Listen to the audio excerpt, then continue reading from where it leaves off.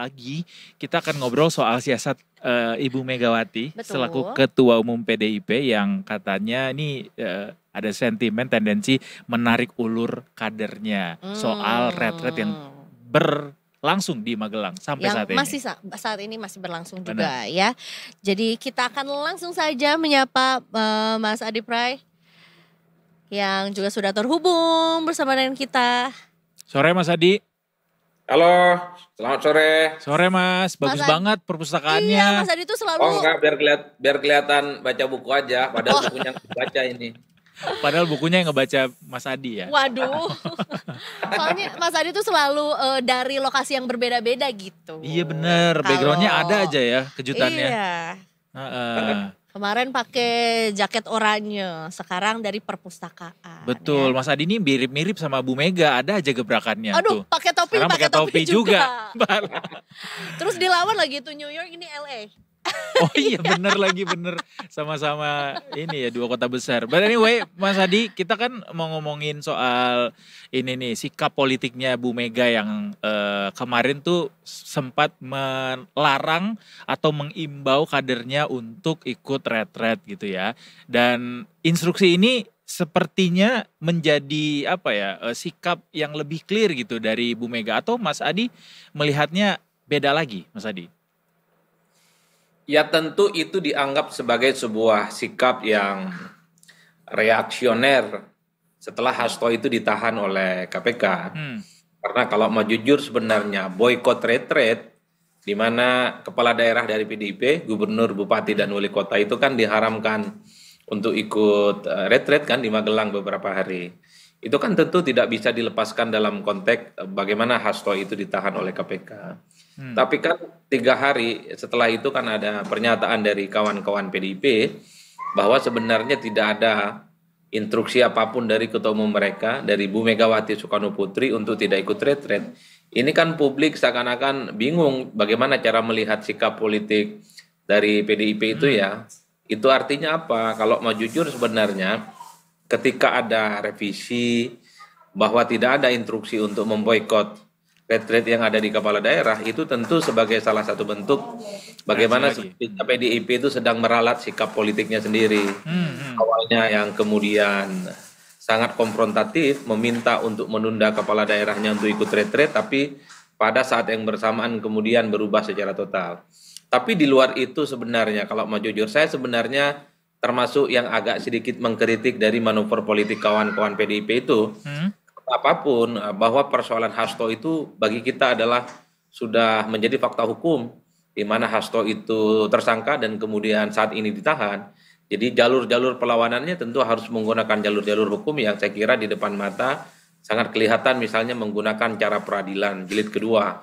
Karena kan peradilan pertama kan sudah ditolak.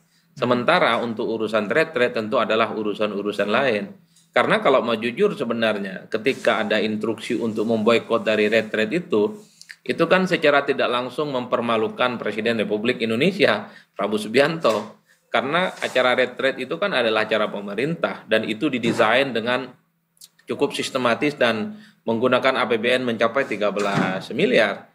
Maka tidak mengherankan sebenarnya setelah ada boikot itu banyak sekali pihak-pihak yang kemudian berspekulasi bagaimana nasib hubungan antara Megawati dengan Prabowo Subianto, Megawati ke depan bagaimana proyeksinya untuk bisa bersilaturahmi dan bertemu dengan Prabowo. Itulah yang kemudian sampai hari ini terus dipergunjingkan, Eza dan Indo. Iya, kita juga sempat dengarkan Pak, Mas, bahwa sebetulnya juga udah disampaikan sama jubir PDIP sendiri juga bahwa sebetulnya hubungan Pak Prabowo dengan Bu Mega tuh baik-baik saja kok gitu ya. Jadi instruksi pertama soal penarikan kepala daerah di retret itu apa trigger utamanya atau apa sebetulnya tujuannya untuk menunjukkan sesuatu kah atau mungkin sebuah ya perintah dari Bu Mega aja yang memang nggak boleh Laksanakan. iya gitu, yang nggak boleh tidak di say no gitu sama para kadernya. Ya kalau mau jujur sebenarnya soal imbauan menunda ikut retret itu kan dinilai sebagai bentuk protes dan kekecewaan setelah Hasto ditahan oleh KPK. Karena kalau mau jujur tidak ada angin, tidak ada hujan, PDIP itu kan tidak pernah menyatakan hubungan yang sifatnya konfrontatif tidak pernah menyatakan bermusuhan dengan Gerindra dan Prabowo Subianto. Itu kan yang saya sebutkan, ketika ada penundaan semacam boikot politik, itu kan publik juga kaget. Bagaimana ceritanya PDIP yang mengaku punya hubungan baik dengan Prabowo, tapi pada saat yang bersamaan memboikot acaranya Prabowo. Itu yang kemudian membuat beberapa hari elit-elit PDIP kan hilir mudik datang ke Teguh Umar, ke kediamannya Bu Megawati Soekarno Putri, sepertinya sedang membicarakan bagaimana exit strategi setelah keputusan politik mereka untuk memboikot retreat itu dinilai blunder dan mendapatkan bulian dari banyak orang. Jadi hampir tidak ada yang bisa membela soal boikot retreat itu yang dilakukan oleh PDIP, kecuali ya retreatnya itu dilakukan sebagai bentuk protes terkait dengan efisiensi.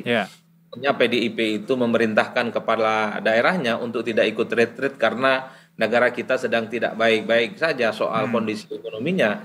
Itu terbukti dengan adanya efisiensi, itu terbukti dengan adanya pemangkasan anggaran di semua kementerian dan lembaga. Kalau itu yang terjadi, saya kira publik akan support. Tapi kalau argumennya adalah sebagai bentuk kekecewaan, bentuk kemarahan karena hasto itu ditahan oleh KPK, tentu itu mendapatkan sesuatu yang negatif kan. Inilah yang kemudian menurut saya boikot terhadap retreat itu hanya berlaku 3 hari. Karena praktis setelah 3 hari itu kan semua kepala-kepala daerah PDIP itu kan datang ke Magelang dan juga ikut retreat. Di situ ada siapa namanya Pramono Anung, dan ada Masinton Pasaribu. Saya membayangkan Masinton itu ketemu dengan Gibran loh. Karena Masinton ini yang kemudian mencetuskan nama Samsul kan, untuk sebutan wapres saat itu.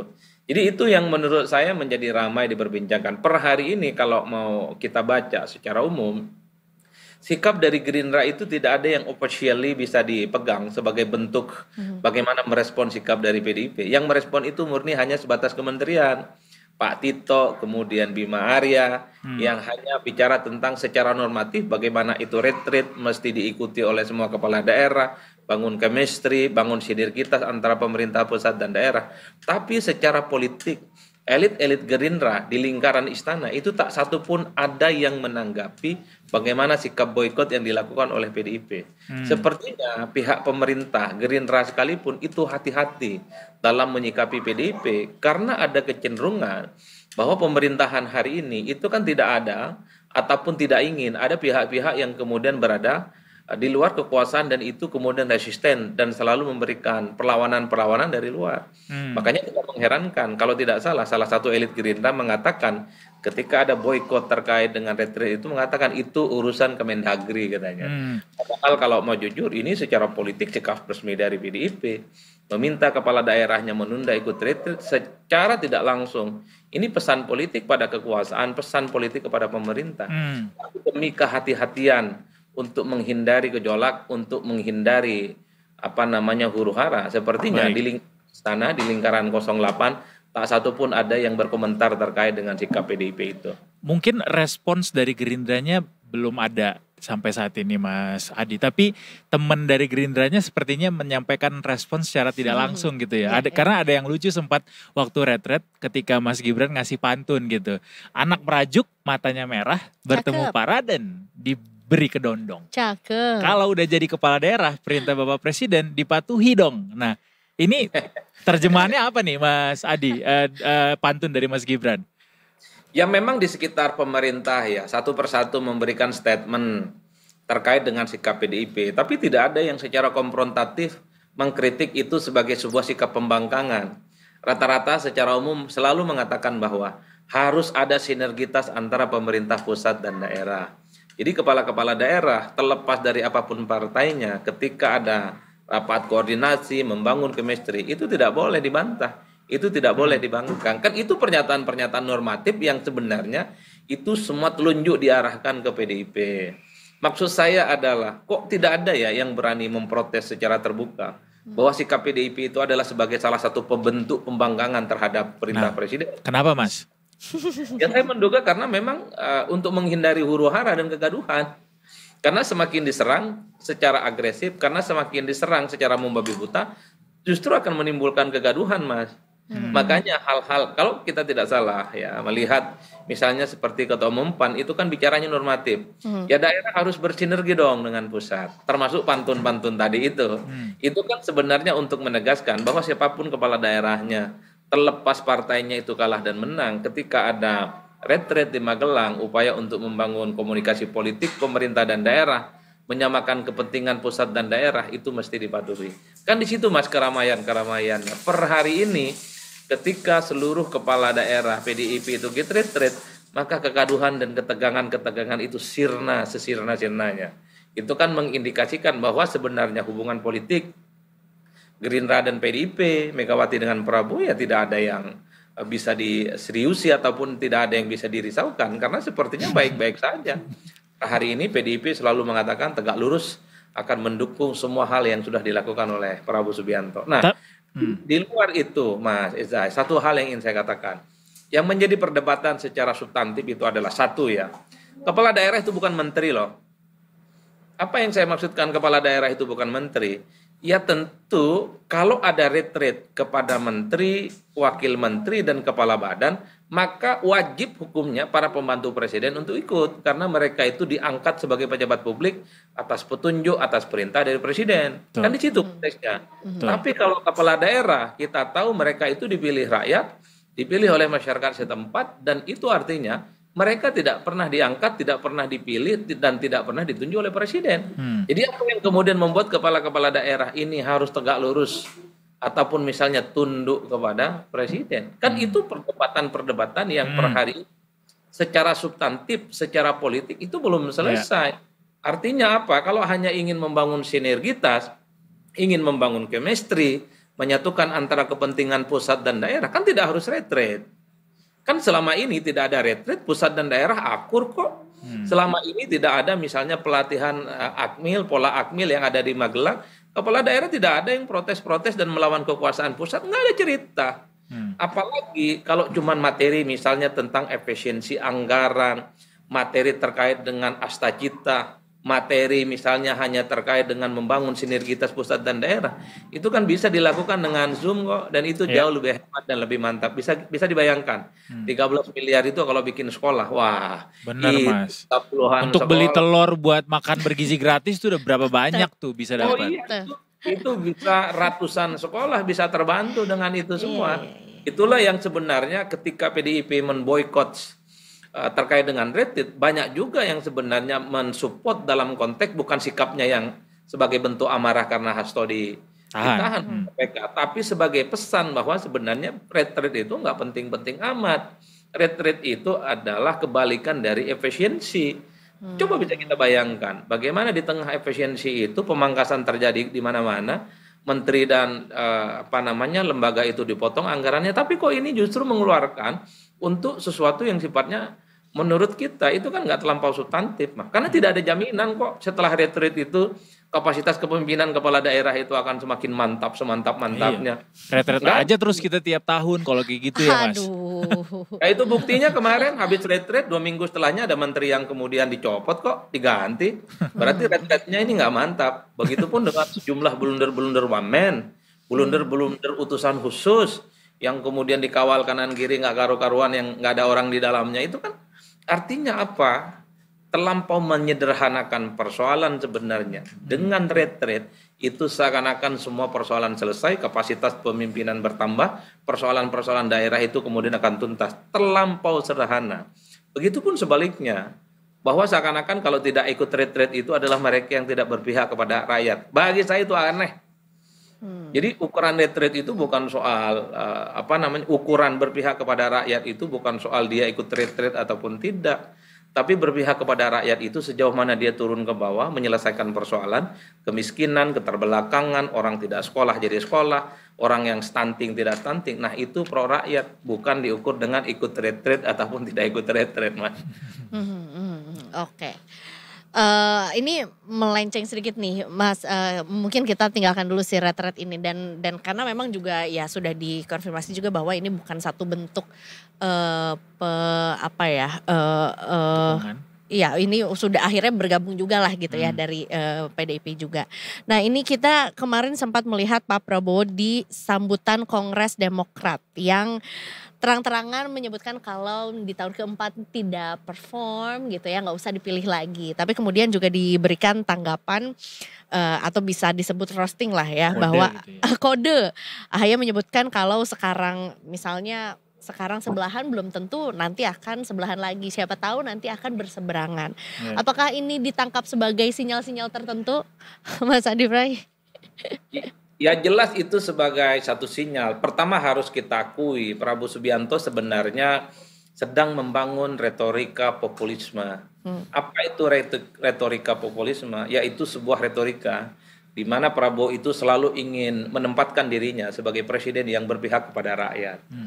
Jadi kebijakan-kebijakan seperti makan bergizi gratis, pemeriksaan kesehatan gratis, kemudian bangun rumah 3 juta untuk rakyat, itu kan adalah satu positioning bagaimana sebenarnya semua energi, semua kemampuan Prabowo itu sebenarnya diarahkan untuk kepentingan bangsa dan negara. Secara politik Prabowo ingin pesan, kalau seluruh kehidupan Prabowo dan kemampuannya untuk bangsa dan negara kita itu sudah dihabiskan membangun Indonesia, masa iya sih untuk yang kedua kalinya nggak dipilih, kan kira-kira begitu Pak.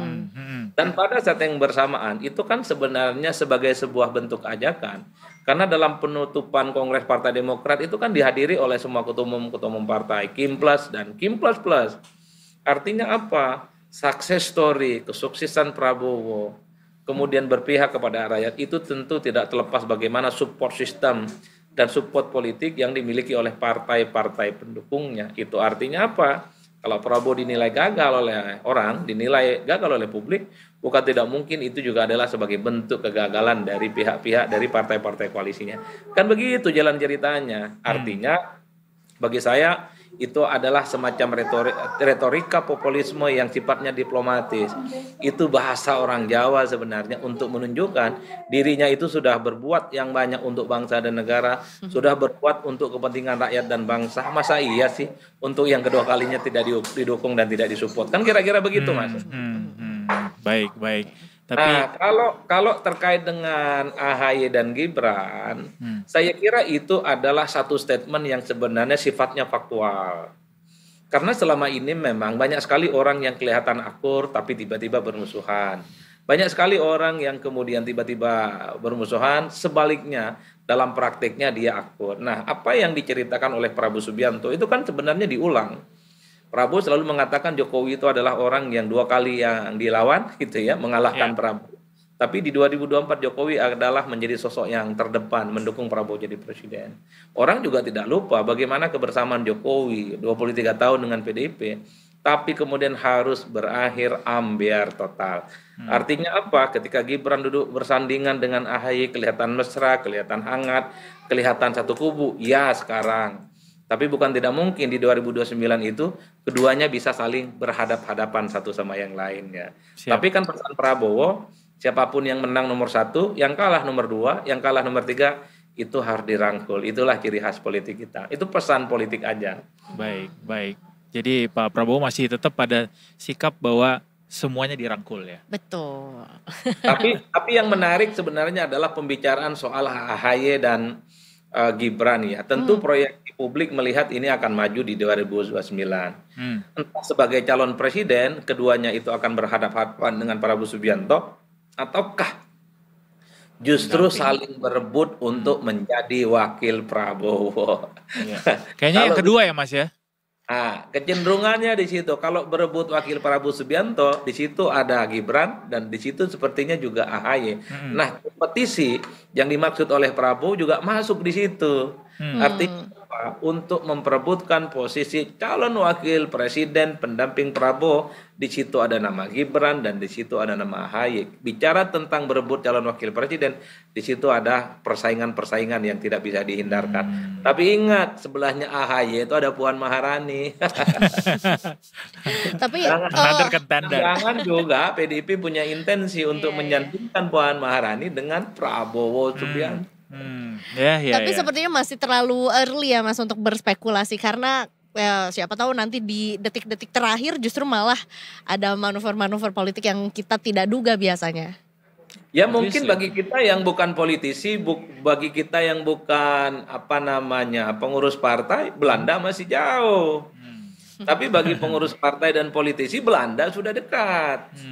Artinya apa? Apa yang mereka lakukan hari ini sebagai bagian dari jalan panjang berliku dan mendaki untuk menuju 2029.